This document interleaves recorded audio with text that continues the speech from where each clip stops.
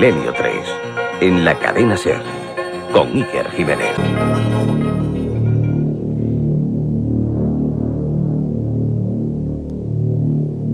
Buenas noches, amigos oyentes. 10:07 ahora mismo de la noche. Comenzamos la temporada, realmente 2002-2003, y solo queremos, en el nombre de todo el equipo y en el mío propio, agradeceros las muchísimas muestras de cariño. Estoy seguro que durante esta semana y lo que nos queda vais a escuchar muchas cosas de esa cifra trágica y mágica a la vez para muchos, el 11 de septiembre. Vais a tener crónicas de todo tipo y la mejor información, como siempre, aquí en la cadena SER. Sin embargo, Milenio 3 es un programa de misterio, un programa de investigación periodística, y tenemos que ofrecer cosas completamente distintas. Fue tal la repercusión de aquel primer programa, hacia el mes de julio, de las otras extrañas coincidencias del 11S, que prácticamente nos habéis empujado a volver a abordar el asunto. Y lo hacemos con documentos y con datos sobre los que ustedes, sobre los que vosotros tenéis que opinar libremente. Pero yo me quedo un poco frío incluso cuando cojo documentos y leo cosas que seguro que os van a sorprender tanto como a mí. Por ejemplo, que el 11 de septiembre de 1891 se constituía en Londres la primera asociación colonial judía. Que el 11 de septiembre de 1921 se creaba en la pequeña aldea de Nahal el primer moshav, o asentamiento sionista dentro de Palestina. Que el 11 de septiembre y no otro día se constituía también el mandato británico en esas mismas tierras. Que el 11 de septiembre de 1990, justo en esa fecha, Bush padre manifestaba ante el Congreso la oportunidad de hacer un nuevo orden mundial. Que el 11 de septiembre de 1999 se hizo público a nivel oficial la firma de Yasser Arafat y el primer ministro israelí Ehud Barak del Tratado de Paz conocido como WY2. Que el 11 de septiembre es el día 254 del año, que según los que trabajan con la numerología suma 11, 2 más 5 más 4. Que justo el 11 de septiembre faltan 111 días para acabar el año. Que el primer avión que se precipita contra la Torre Gemela es el de American Airlines 11. Que New York City tiene 11 letras. Que Muhammad Atta tiene 11 letras. Que ese avión, el piloto de la muerte, llevaba a 92 personas. 9 más 2, 11. A la vez iban 2 pilotos y 9 auxiliares. 9 más 2, 11. Que The Pentagon, en inglés, suma 11 letras. Que esos edificios que ya son historia cumplían ese día su 29 aniversario, su 29 año de funcionamiento. 2 más 9 suman 11. ¿Tiene esto algo de lógico? ¿Pura casualidad numerológica? Pues bueno, la verdad es que aquí en Milenio 3 no podemos responder. Lo que sí podemos hacer es sobrecogernos con ustedes, con vosotros, de que estas cosas ocurran. Da la sensación de que ese día 11, esa clave 11, tenía algo que ver con los sucesos. A mí me gustaría en este primer programa, no es casualidad tampoco, ni mucho menos, tener una conversación y preguntarle personalmente a una de las personas que yo más admiro, auténtico maestro de periodistas, y que precisamente ahora, prácticamente recién salido del horno, tiene un libro fabuloso, Mi Dios favorito, y además que después de una triste enfermedad, pero de la que hay que salir siempre con mucha alegría y con más fuerza que nunca, después de ese periplo, está ya con nosotros. Quería preguntarle qué opina del 11 de septiembre a un gran amigo y a un gran periodista que es Juan José Benítez. Juanjo, buenas noches. Hola Iker, muy buenas noches. Creo que te has pasado un poquito como siempre. Tú sabes... No soy maestro de nada y cada vez sé menos. Pero bueno, respondo a tu pregunta encantado. Mira, yo recuerdo que el 11 de septiembre estaba en el Museo de la Sábana Santa de Turín a la hora en la que se estrelló el primer avión, creo que recordar, o el segundo. Y un mes después, en octubre del año pasado, después de hacer algunas averiguaciones, yo en público y en privado dije lo mismo que voy a decirte ahora. Y hombre, no me gustaría ocasionarte ningún problema, ¿no? Pero habla libremente, Juanjo. Sí, en aquella ocasión, y lo mantengo y lo sostendré y lo sostengo, salvo que, bueno, pues algún día me dé cuenta que estoy equivocado, entonces rectificaré. Yo creo que todo esto es mentira. Es decir, no es lo que nos han contado. Se sería para hablar mucho tiempo, pero trataré simplemente de resumirlo, de decirte que estoy completamente convencido de que esto es un montaje de los propios norteamericanos y que han utilizado al Islam y han utilizado a la sociedad esta, Al-Qaeda o como se llame, para montar una trama terrorífica y diabólica. Es tremendo lo que dices. Precisamente en julio, Juanjo, aquí en Milenio 3, para toda la red de la cadena SER, en España y en el mundo, hablábamos de esas cosas que no se cuentan habitualmente y que están ahí y que nos causan todavía pues muchas dudas, ¿no? Porque nadie acaba de creerse cómo es posible que esto ocurra. ¿Tú crees, Juanjo, que hablábamos de la fecha, dejándola incluso un poco al margen, pero que se sabía que iba a ocurrir esto? En América ya hay voces disonantes que dicen que se sabía que iba a ocurrir. Sí, yo lo que he podido averiguar es que algunas determinadas secciones, por llamarlo de alguna manera, de determinadas agencias gubernamentales de inteligencia norteamericanas, especialmente militares, tenían perfectamente sabido lo que iba a ocurrir. Es más, yo estoy convencido de que fue planificado por ellos, con una intencionalidad o intencionalidades muy duras, muy graves, de las que sabemos solamente una parte, es decir, Afganistán. Pero se nos ha mentido incluso por qué se ha conquistado Afganistán o por qué se ha intentado derrocar o se ha hecho el derrocamiento del gobierno de Afganistán. Para mí la clave está dentro de 8, 10 o 15 años, sencillamente con el problema número uno para Estados Unidos, que es China. Es decir, Afganistán sería una base de control de China. Y, por supuesto, un sistema muy interesante de control del gas, del petróleo, del uranio, etcétera, y de la zona, naturalmente, como una zona geoestratégica muy importante. Toda una trama, Juanjo, casi de tintes financieros que ya se empieza a denunciar. Vamos a hablar hoy con periodistas, psiquiatras, corresponsales de la cadena SER en Washington, que ya empiezan a hablar de eso que el pueblo americano se lo empieza a preguntar, ¿no? Sí, lo que pasa, Iker, es que, como tú habrás podido observar en los medios de comunicación, televisión, prensa escrita, etcétera, nadie se atreve a decirlo. Nadie dice sencillamente el señor Bush es un gran mentiroso. Las agencias norteamericanas de inteligencia son grandes mentirosas. Nos están engañando miserablemente. Y están utilizando al fanatismo islámico, que existe naturalmente, como una pieza, como una llave inglesa, que les viene muy bien para sus intereses.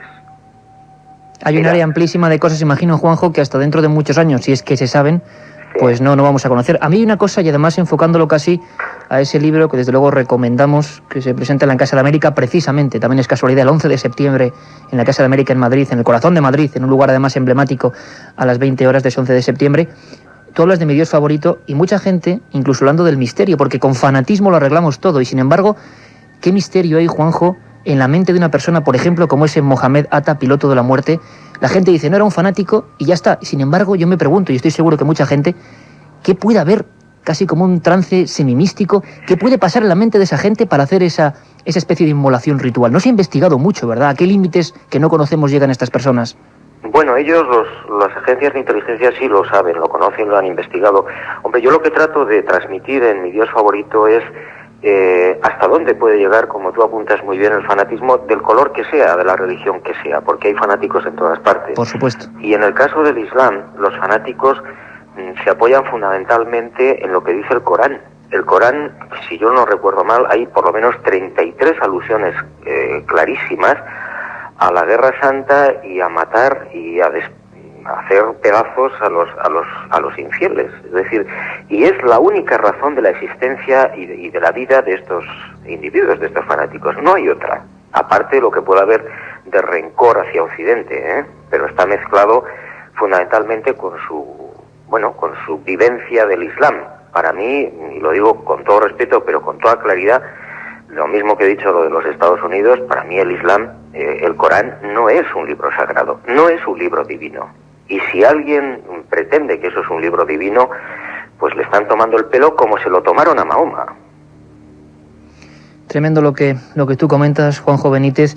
Te lo agradecemos además, porque sabemos que es la primera entrevista, la primera vez que hablas para un medio de comunicación después, de esos pequeños problemillas ya solventados de salud que has tenido y de los que nos alegramos mucho que salgas adelante y con más fuerza que nunca, como decía. Pero Juanjo, una cosa antes de despedirnos, y es que incluso nuestro corresponsal de la cadena SER en Washington, Javier del Pino, luego nos lo va a contar, se hacía una pregunta, como buen periodista que es, decía, bueno, aquí, ¿por qué nadie pregunta al gobierno de los Estados Unidos, ni siquiera, digamos, los grupos de la oposición, por qué no preguntan la cantidad de enigmas que alguna gente se plantea ahí como un cloroformo social increíble? Y una de las cosas, me gustaría saber qué opinas, Juanjo, es, por ejemplo, con esa amenaza de guerra biológica tan terrible, se ha pasado de un terror al ántrax a que de repente dice que el pueblo americano se ha olvidado del ántrax.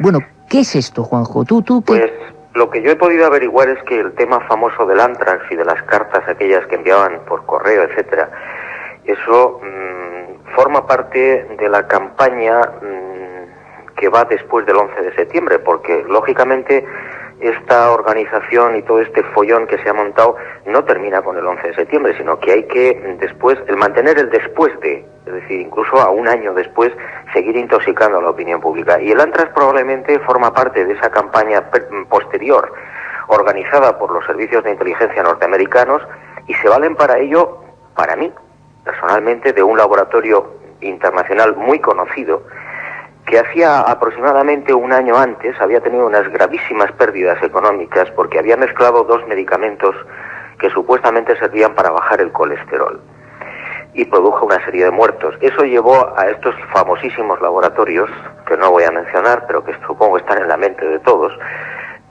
y que creo que tienen una sede muy importante en Alemania, a la ruina financiera total. Es curioso que cuando sale el Antrax, el único laboratorio que tiene el antídoto es este que yo estoy sugiriendo y apuntando. Es decir, como ves, pues está todo bastante oscuro, y yo la recomendación que hago siempre a la gente es que no crean nada de lo que sale en la televisión.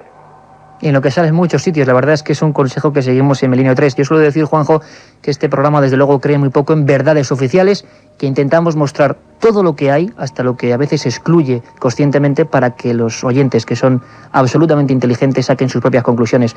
Juan José Benítez, la verdad es que te mandamos un abrazo grandísimo, esperamos que el 11 de septiembre en la Casa de América esté a rebosar y que sea un éxito, y más que nunca, compañero, fuerza y a seguir investigando, que para eso estamos aquí. Espero que sí, Iker. Muchísimas gracias y mucha suerte. Un abrazo muy fuerte, Juanjo. Gracias. La otra realidad. Milenio 3. En la cadena SER. Una circunferencia de 1 metro. Me llegó a cegar los ojos y quedé casi inconsciente. Sobre el fenómeno ovni no existe término medio, o crees o no crees. En ambos casos el libro Encuentros de Iker Jiménez resulta apasionante. Encuentros, la obra más completa sobre ovnis en España, desvela más de 300 casos y casi 400 fotografías. Y además incluye un CD con 80 minutos de reveladores testimonios. Encuentros de Iker Jiménez, publicado por editorial EDAF. La otra realidad. Milenio 3. En la cadena SER. Son las 4 de la tarde y 29 minutos. Tenemos otra última hora porque, Javier del Pino, ¿qué es lo que acaba de ocurrir? Se ha caído la segunda Torre Gemela. Las Torres Gemelas son historia.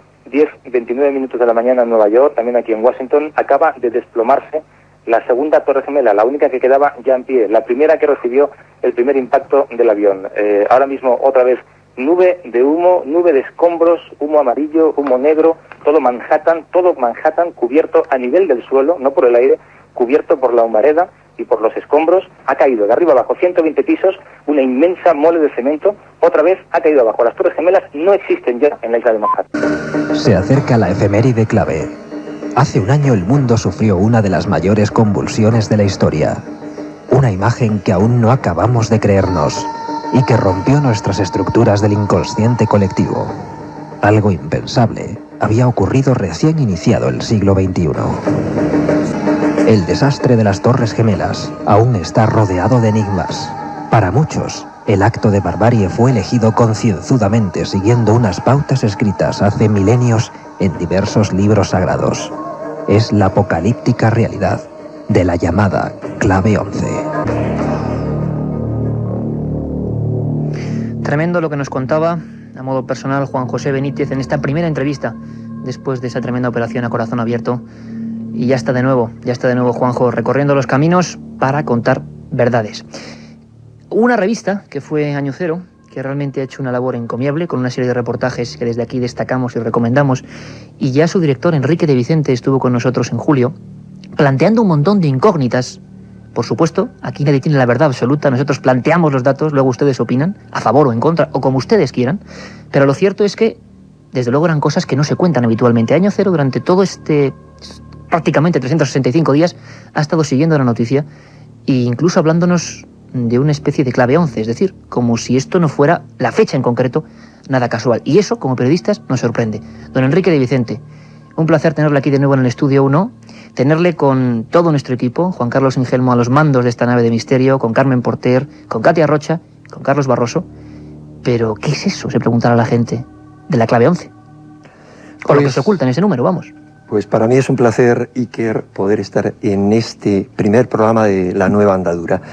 La clave 11 es algo que rápidamente, de forma muy extraña, saltó a Internet, nada más producirse el atentado del 11 de septiembre, toda una serie de coincidencias. Digo de forma increíblemente rápida, tú lo sabes muy bien porque controlas Internet, como siempre hay alguien que le da por hacer cábalas. Pero la cuestión es que yo no he podido localizar a quién encontró las primeras coincidencias, que no eran todas y no eran las más significativas, las que podían apuntar en qué dirección iban los tiros, y tú has mencionado al comienzo de este programa toda esa serie de coincidencias. La más importante de ellas es quizá que la sombra, la silueta de los dos edificios de las dos torres gemelas son el número 11. A eso se suma todo lo que tú has dicho y muchísimas cosas más. ¿Por qué había tantas coincidencias? El índice de probabilidades es absolutamente minúsculo. De que todo eso se dé es prácticamente como el índice de probabilidades de que a uno le toque la lotería. Sin embargo, Enrique, hay una cosa que nos sorprende muchísimo. Hicisteis un trabajo de investigación fuerte y llegasteis, Año Cero, a la conclusión, y tú, Enrique de Vicente, de que en algunos libros sagrados, antes hablaba Juanjo Benítez del Corán, se escondían, yo no sé si llamar indicios, pistas, ideas de esa especie de catástrofe. ¿Es cierto esto? Bueno, al menos nada más producirse los hechos, yo me puse a trabajar en el tema. Hubo una serie de idas y vueltas en la redacción. Varias cadenas norteamericanas fueron a entrevistarte a la redacción de Año Cero porque realmente se quedaron sorprendidas con el tema. ¿Y qué ocurrió? Fueron a entrevistarme por un descubrimiento que hice, no diré rápidamente, nada más producirse los hechos, empecé a indagar en compañía con Luis García Lacruz, empecé a indagar en todos los libros de profecías y realmente localizamos poco. Luis localizó poco, por ejemplo, en Juan de Jerusalén, que son unas profecías atribuidas a un supuesto compañero de los fundadores de la Orden del Temple.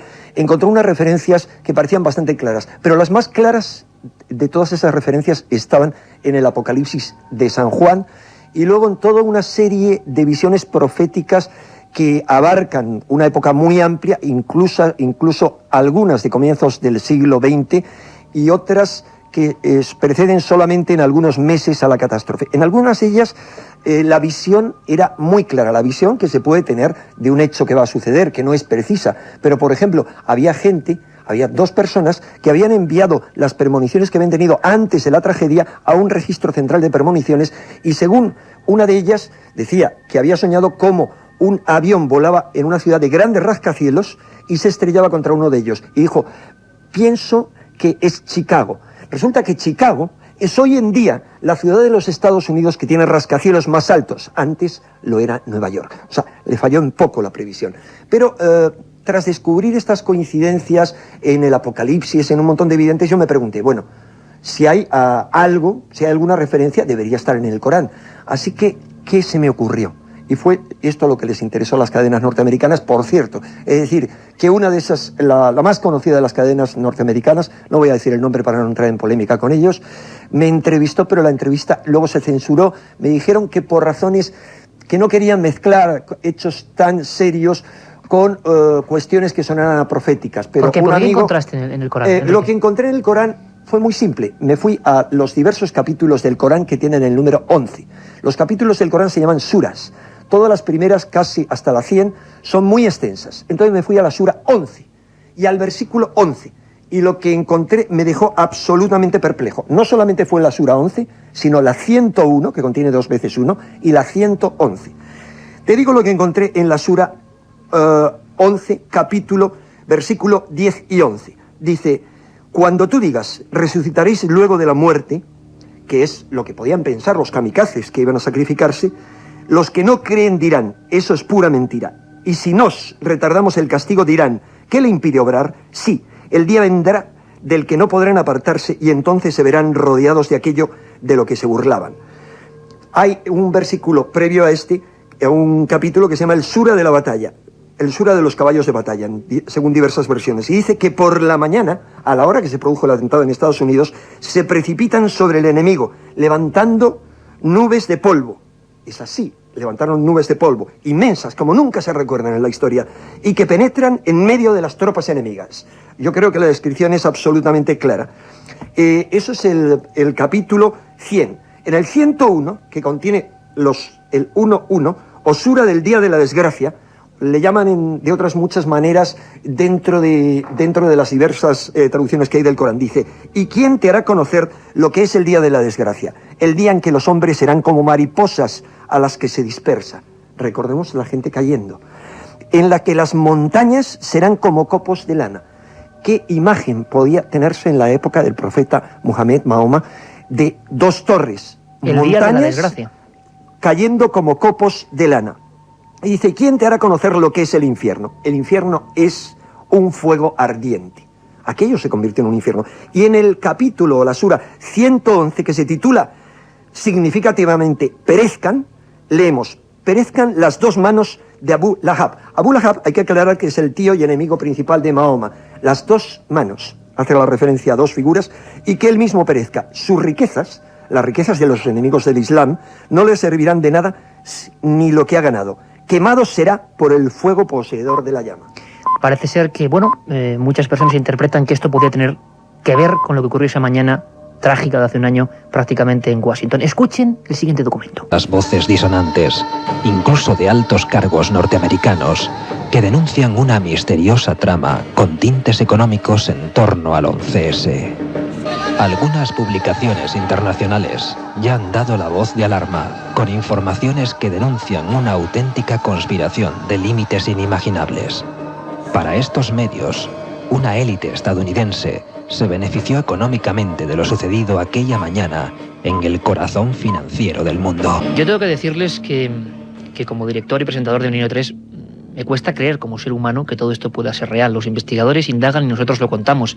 Y la verdad es que cuando menos es apasionante e intrigante escuchar este tipo de documentos.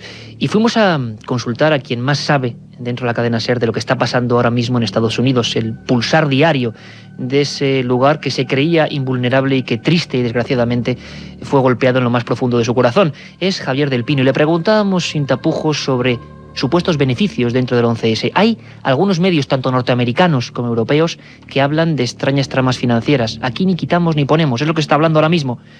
Pero habitualmente, hay que decirlo, tampoco se cuenta con detalle. Javier del Pino nos decía esto. Sí que se ha hablado alguna vez de beneficios marginales, pero a mí una de las cosas que más me ha sorprendido a lo largo de este año es precisamente esta capacidad para ocultar propios errores, ¿no? O para ocultar datos que pueden ser tremendamente escandalosos, como este que tú dices, o el hecho de que, por ejemplo, la Agencia Nacional de Seguridad, que es una compañía la más súper secreta que hay aquí, por encima incluso de la CIA y del FBI, que depende directamente de la Casa Blanca, tuviera una grabación del día 10 de septiembre en la que varias personas hacían comentarios sobre que el día siguiente era el día cero, que a las 8:46 pasaría lo que iba a pasar, o a las 8:30 pasaría lo que iba a pasar, que las Torres Gemelas eran el objetivo final, que iban a morir miles de personas. Esto está grabado, esto está en los despachos de algunos senadores que crearon aquella comisión de investigación sobre la información anterior al 11 de septiembre, pero esto, sin embargo, no trasciende como escándalo a la opinión pública, que es lo que más me sorprende. Yo no sé si es que hay una operación de relaciones públicas tremenda de la Casa Blanca que consigue convencer a editores de periódicos y editores de semanarios que no den demasiada veracidad o demasiada importancia a este tipo de informaciones, pero la sociedad se lo cree. La sociedad aquí, igual que se ha olvidado de lo del Antrax, se ha olvidado de preguntar a su propio gobierno, oiga, ¿cómo es posible que esto pasara? Que es la pregunta que nos hacemos todos, al fin y al cabo, ¿no? Vaya que si nos hacemos un montón de preguntas, porque no nos convence para nada el cloroformo social de creernos todas las versiones oficiales, tampoco de descreerlas, simplemente de tener todas las opciones para opinar.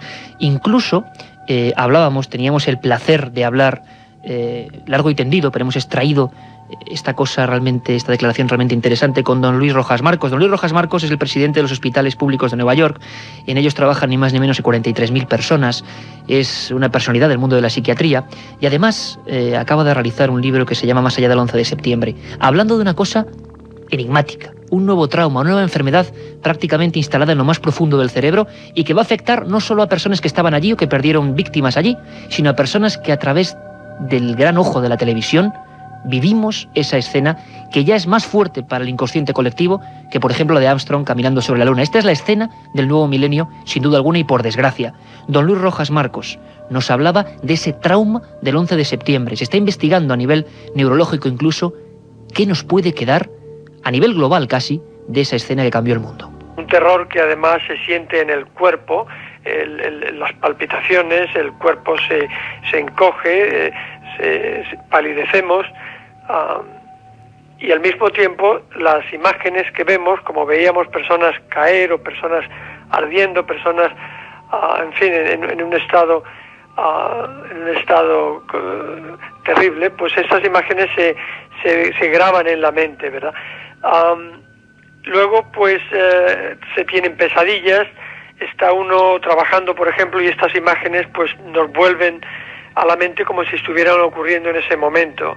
Hay angustia, hay personas que se deprimen, que se sienten tristes, que lloran con facilidad, a otras recurren al alcohol o a las drogas para apagar el sufrimiento o la angustia que sienten. Y esto es normal hasta más o menos un mes o mes y medio después del trauma. Y esta reacción es parecida. Si el trauma es una mujer, por ejemplo, que ha sido violada por la fuerza, o un hombre que va a la guerra y ve estas imágenes. A partir del mes o el mes y medio, la mayoría de las personas superan el trauma poco a poco y empiezan a hablar de la experiencia, a narrarla, y esta experiencia poco a poco, estas imágenes van perdiendo fuerza y al final son malos recuerdos, pero no interfieren con el sueño ni con la vida normal de la persona. Hay un porcentaje, entre el 10 y el 15% de las personas, que desafortunadamente continúan durante muchos años experimentando esta angustia, este miedo, esta dificultad para dormir y estas pesadillas. Lo decía don Luis Rojas Marcos. Enrique de Vicente, hemos escuchado varias veces beneficios, supuesta trama financiera. ¿Qué hay de esto? Pues de eso hay desafortunadamente mucho. Así lo hemos venido revelando desde hace 5 meses en Año Cero. Hemos dado informaciones suficientes, aunque ni mucho menos exhaustivas, porque realmente la documentación que existe llenaría varias revistas, la que existe en este momento, sobre todo la que existía hace meses. ¿Por qué digo hace meses? Porque, curiosamente, yo no soy un experto en informática, pero las páginas web que informaban de toda esta trama financiera y de toda la conspiración últimamente están inaccesibles. No hay forma de acceder a ellas y hay otras expertas especializadas en conspiraciones que han dejado de publicar cosas sobre el 11 de septiembre, algunas que no han publicado prácticamente nada. Hombre, lo más curioso y lo más asombroso de todo esto no es solamente la trama financiera que en su día reveló toda la prensa, pero apuntando a que quienes se habrían beneficiado supuestamente eran los colaboradores económicos de Osama Bin Laden, como habían explicado cómo gente que conocía con antelación que se iban a utilizar aviones de las compañías United Airlines y American Airlines habían hecho un tipo de juego financiero que es como una opción de compra de esas acciones, se habían multiplicado su valor por 25. Pero no se quedaba aquí solamente, sino que las opciones de compra también se cernieron sobre las compañías aseguradoras, que perdieron unas cantidades económicas tremendas con esa catástrofe. Pero no solo eso, sino con toda una serie de empresas que estuvieron implicadas en el desastre.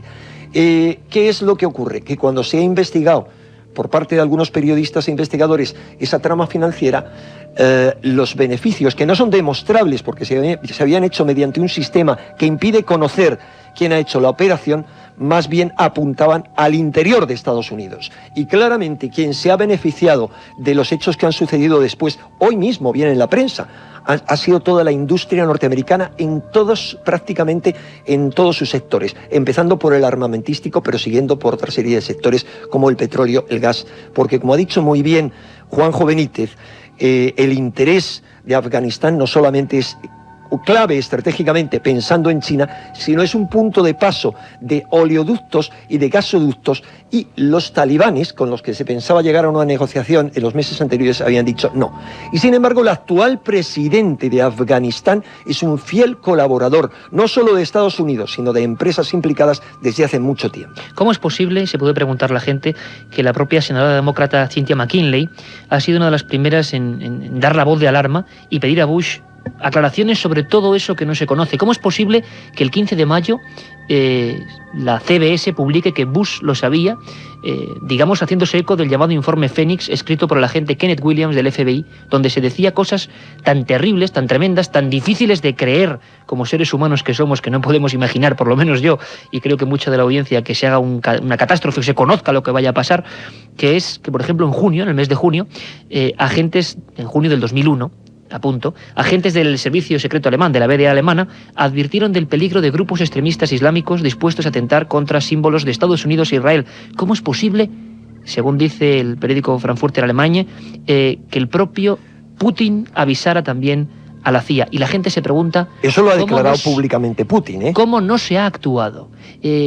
¿Estamos dentro de la teoría de la conspiración? Probablemente sí, pero ¿cómo no se ha actuado? Es decir, ¿por qué da esa sensación y no se responde, Enrique? Pues es inexplicable. Mira, ahí, ante esa pregunta hay solamente dos opciones. O los servicios de inteligencia han sido y serán unos inútiles totales, que es lo que nos están vendiendo los medios de comunicación. La prensa de hoy mismo estaba manteniendo eso, que seguían en un gran desorden y en un gran caos. Es decir, estamos pensando que quien lleva la inteligencia del país, que es más inteligente a la hora de hacer grandes negocios y grandes operaciones, son unos cretinos integrales. Es lo que se nos está vendiendo. Y la otra opción es que no es eso. Eso es lo que se nos ha vendido y lo que todo el mundo se cree. Y la otra opción es que al más alto nivel había gente que lo sabía y que impidió actuar. Porque no solamente es el informe de ese agente del FBI, sino otro más, el de una agente, la agente Colin Rowley, que declaró con lágrimas en los ojos que la agencia para la que había trabajado durante muchos años la había defraudado. Esto no es una tontería. Esto ha sido portada de la revista Time. Ha salido en las revistas y en los periódicos más prestigiosos de Estados Unidos en portada. Pero ¿qué ocurre? Que cuando uno ve piezas aisladas, piezas sueltas, dice, es que son unos inútiles, es que ha habido gente que ha bloqueado la información. Pero cuando uno considera el conjunto de la información, se le plantean solo dos opciones. Y las digo claramente. Una, las de los más extremistas, según la cual, y esto se han publicado incluso libros, a uno de ellos en nuestro país, sosteniendo esa hipótesis, y otro publicado por un investigador francés, que también se ha traducido aquí, la hipótesis de que el atentado fue organizado por élites de máximo poder en Estados Unidos. Y la otra opción es que el atentado realmente existía. Yo me apunto a esta segunda opción. El atentado estaba en marcha a través del grupo de Hamburgo, sea o no como nos están contando la historia, porque son sospechosas las declaraciones que han aparecido hoy, según las cuales un periodista de Al Jazeera se ha entrevistado con los dos organizadores. A mí me parecen muy sospechosas. En principio, mientras no se demuestre lo contrario. Pero serían las dos teorías. La otra teoría es que el atentado estaba en marcha, y yo creo en eso, y fue aprovechado, se le dejó funcionar y fue aprovechado para jugar una increíble partida de ajedrez que ha dado unos beneficios económicos y políticos sustanciales, que ha convertido al presidente menos votado de la historia de los Estados Unidos, recordemos que estuvo a punto de perder las elecciones, en el presidente más popular de la historia de los Estados Unidos. Lo único que, si no fuera, como es, un hombre de mente corta, todo lo contrario que su padre, que es un monstruo, haya empezado a caer su popularidad, pero sigue manteniendo la credibilidad. Algo que da casi miedo. Le preguntábamos a Javier del Pino, corresponsal de la cadena SER en Washington, sobre toda esa ristra de enigmas que ahora, por fin, un año después, a pesar de que gran parte de la sociedad se queda sin preguntar, sin que se le aclaren las cosas, ya empieza digámosle así, a mosquearse. Hay cosas como la guerra biológica, hay cosas como las extrañas enfermedades como el virus del Nilo, que algunos ya relacionan con el 11S. Bueno, hay un montón, un cóctel explosivo de historias sobre las que las personas empiezan a pedir información. Javier del Pino nos contaba lo que sigue. El caso más paradigmático es el del Antrax, ¿no? Hemos pasado de abrir las cartas que nos trae el cartero con guantes de látex a ni siquiera acordarnos de que hubo un momento en el que algunas cartas distribuidas, especialmente aquí en Washington, de hecho en una oficina de correos muy cerca de donde estoy yo ahora mismo, estaban impregnadas de una sustancia que te podía matar. Esto se ha olvidado.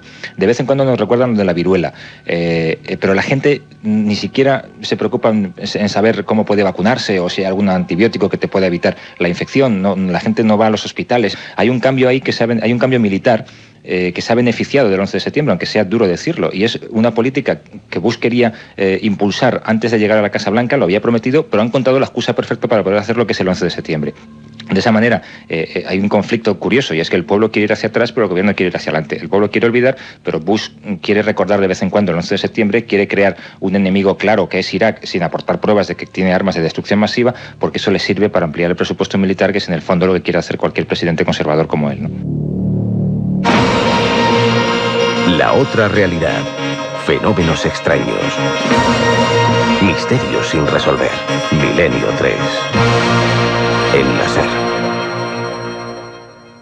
Aparte de gozosos, dolorosos, gloriosos, los misterios de la Iglesia son sorprendentes e inexplicables. La periodista Carmen Porter te ayuda a desvelarlos en Misterios de la Iglesia, una obra que saca a la luz los episodios más impactantes del fenómeno religioso. Exorcismos, apariciones, cuerpos incorruptos, estigmas. Misterios de la Iglesia, de Carmen Porter, publicado por Editorial Edaf. Un viaje en busca del misterio. Milenio 3. En la SER. Uno le cuesta a veces dar esta información, no sabe con qué quedarse, se sorprende, como llevo diciendo toda la noche. Por ejemplo, se sorprende de datos que tienen que ver directamente con el más puro y duro misterio. Hubo un libro publicado en México, en Ediciones Diana, 1989, donde un estudioso de la Gran Pirámide, Rodolfo Benavides, comentaba algo curioso. La Gran Pirámide, ojalá dentro de poco estemos allí, es uno de los lugares, la última maravilla del mundo, un lugar enigmático donde además, según muchos, las medidas, las proporciones, los números resultantes matemáticamente de ese lugar se convierten en profecías. Bueno, según siempre lo que dice Rodolfo Benavides, una de esas profecías, la última prácticamente de la Gran Pirámide, indicaban concretamente que el 17 de septiembre de 2001 habrá un juicio de las naciones donde habrá, escrito así, tal cual, una coalición y se dará paso a una nueva era en el mundo. Esto publicado en un libro del año 1989. Te corrijo, Iker, la edición original, esa es la que citamos en año cero, porque es la que había consultado. Es más antigua todavía. Es de hace más de 30 años. Mejor me lo pones, Enrique. Hace más de 30 años se escribe esto, el último libro del año 89, y hablan del 17 de septiembre de 2001, con ese, digamos, con esa minuciosidad. Pues bien, justo el 17 de septiembre del 2001, los Estados Unidos oficialmente consiguen el apoyo de diversos países para empezar esta nueva era contra el terrorismo. Mucha gente se lo pregunta, Enrique, después de un año, y estamos ya en la recta final, después de un año de ver profecías, de ver personas que podían verlo, ya no a nivel físico, sino, como tú decías antes, personas que llamaron diciendo que veían esa visión, tenemos algo de nuevo, tenemos algo en claro. Un año después podemos saber si hubo más o menos profecías fidedignas de esto que pasó. Pues yo creo que las hubo, y en su momento, hace 11 meses, yo las expuse en año cero. Había profecías mucho más fidedignas que esta, que puede ser una coincidencia al que Rodolfo Benavides dijera en su interpretación de la profecía de la Gran Pirámide, que esa profecía culmina, es decir, la historia culmina ahí, en el 17 de septiembre, que además es una fecha muy significativa en torno a todos los pactos e historias que ha habido entre el Estado de Israel y los pueblos árabes. Eso es muy importante. Pero más allá de esa, yo creo que en su momento expusimos suficientes profecías que apuntaban en una dirección, apuntaban en la dirección de que simbólicamente el derrumbe, el incendio y el posterior derrumbe de las Torres Gemelas en Nueva York era un hecho simbólico que iniciaba no una nueva era, un nuevo periodo, el periodo que define Rodolfo Benavides como del juicio de las naciones. Es decir, según demasiados indicios, habríamos entrado en un periodo crítico para la humanidad de forma plena. Si a eso le sumamos otra serie de historias, por ejemplo, el calendario maya. Sabemos que según el calendario maya hay todo un periodo que a partir del 89 hasta el año 2012, 2013, según los Vedas, es un periodo final a partir del cual va a haber un mundo totalmente nuevo y distinto, una nueva edad de oro. Resulta que el punto medio que va de un lado a otro, perdón, había dicho 89 y era 87, es el año 99. Pero hay un periodo, es complejo de explicar aquí, de 2 años, que va exactamente hasta, no el 11, sino el 13 de septiembre del 2001. Recuerda que el gran eclipse fue el 13 de septiembre, 2 años antes. Hay un montón de cosas que se nos escapan. Por ejemplo, otras cosas que ha descubierto Robert Bauval, y es que el 11 de septiembre del 2001, el día preciso en el que tuvo lugar esto, se iniciaba el año nuevo para el pueblo copto y para el pueblo etíope. O sea, era el día primero del año, y muchas otras más cosas que ha descubierto Bauval y que tienen un matiz demasiado simbólico. Pero es tal la cantidad de simbolismos que se centra en torno al 11 de septiembre que a mí me hacen pensar que, más allá de la conspiración que ha podido haber, esto es algo que se les va de las manos. Realmente los que tratan de controlar el planeta tienen el juego fuera del alcance de sus manos, porque ha sido de alguna manera el gran simbolismo del 11 de septiembre un inmenso bofetón que han dado en pleno corazón del imperio capitalista y del imperio globalizador, los pobres, la gente más abandonada del planeta, como que ellos también pueden castigar a los ricos. No sabemos, Enrique, si estaba escrito o no, si el futuro se puede escribir. Yo soy relativamente escéptico, pero los datos ahí están. Según el ayatollah Hubst, el fin de los tiempos islámicos estará, digamos, identificado con unos símbolos muy concretos. Uno, el periodo que llaman la humareda, realmente curioso. Otro, 3 grandes hundimientos en el oeste y en Arabia. Otro, fuego proveniente con llamas del este que envolverá toda la tierra. Después, extensión del Islam por todo el planeta para acabar con eclipse de sol, eclipse de luna y manifestación del anticristo. Bueno, cosas realmente terribles, extrañas, que están ahí, de las que queremos informar, porque desde luego el 11 de septiembre, eso está claro, lo he repetido varias veces Enrique de Vicente, ha cambiado mucho más allá que la condición económica del ser humano o la condición política o militar. Ha cambiado algo tan extraño como el inconsciente colectivo. Nada va a volver a ser igual. Yo, desde luego, espero desde aquí que sea siempre, dentro de lo probable, a mejor. Enrique, ha sido un placer. Nos hemos dejado un montón de cosas, de leyendas urbanas, por ejemplo, en torno al 11 de septiembre, imágenes de caras dentro de las llamas de la Torre Gemela, de Associated Press, imágenes extrañas que rodean todo el simbolismo que hubo allí en esos momentos previos incluso a la tragedia, como esos móviles que registraban llamadas o mensajes supuestamente en árabe diciendo a algunas personas que saliesen de allí. Bueno, un montón de leyendas urbanas que para algunos no son tales y que examinaremos profundamente. Pero hay cosas que no son leyendas, Iker, y es por qué 4 horas antes del atentado se declaró el estado de máxima alerta en la base naval de Rota norteamericana. ¿Por qué ocurrió lo mismo desde el día anterior en la base de Bray-Patterson y en el Instituto de Idiomas de la Defensa en Garrison? ¿Por qué ordenaron el estado de máxima alerta? ¿Por qué la FEMA, encargada de la seguridad de todo el territorio de los Estados Unidos, el día anterior estaba en estado de máxima alerta? ¿Y por qué, siendo esto así, nadie impidió que el segundo avión se estrellara cuando la base de Andrews estaba a solo 16 kilómetros de Washington? Esto es absolutamente increíble. Don Enrique, pregunta sin respuesta que seguiremos ahondando en todo este extraño espejismo, que ojalá nunca hubiera sido real, del 11S. Ahora, de momento, nos vamos con el informativo, un informativo que, para quien no nos siga o haya empezado ahora los domingos, hacen Carlos Barroso y Carmen Porter, con esas noticias que nadie la cuenta, y se las cuenta siempre Milenio 3, con todos los datos, documentos y corresponsales desde todos los lugares del planeta. No estamos a finales de siglo ni de milenio, pero eso no es un obstáculo para que las sectas sigan extendiendo sus mensajes apocalípticos anunciando el fin del mundo. Es el caso del grupo Neofag, considerado por los servicios secretos franceses como uno de los más inquietantes de cuantos actúan en el país vecino. Esta secta cree que la extinción de la raza humana está a la vuelta de la esquina. El próximo 24 de octubre no es el primer mensaje de estas características que se produce en los últimos tiempos, ni será el último. A nadie se le escapan las nefastas consecuencias que tienen mensajes de este tipo, que en muchas ocasiones han acarreado un trágico desenlace: la autoinmolación de los propios miembros de la secta. Enseguida nos lo cuentan desde Francia. Antes les hablamos de otras noticias en titulares con Carmen Porter. Un grupo de científicos aporta nuevas pruebas sobre la existencia del Yeti.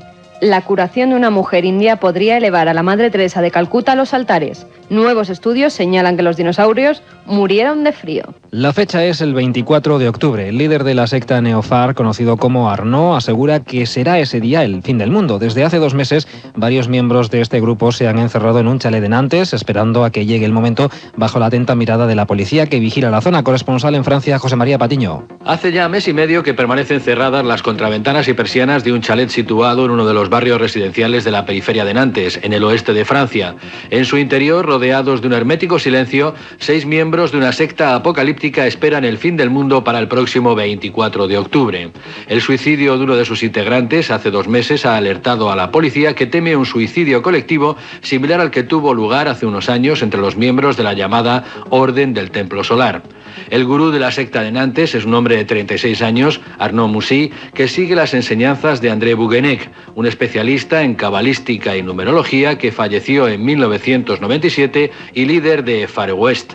El año pasado, Moussy crea la asociación Neofag, que retoma el nombre del movimiento de Bouguenec y le antepone Neo, como el protagonista de la película Matrix, que significa el enviado o el elegido.